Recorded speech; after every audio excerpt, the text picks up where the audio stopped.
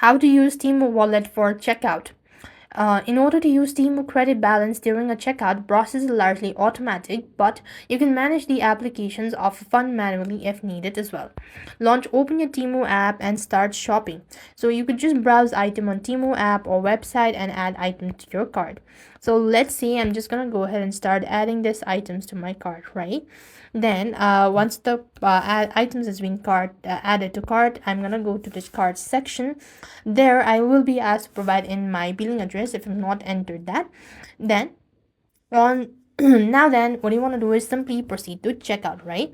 Now on the final order page where you select your shipping method and review the total cost, you just want to look for the payment details section, and your available Temu credit balance will be automatically applied to eligible order.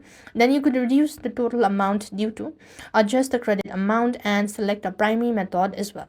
Then you would just want to submit your order, and that's how you're going to use Temu wallet for checkout. So that's how things work. I hope the video was helpful. Make sure to like, share, and subscribe. Thank you for watching. See you in the next video.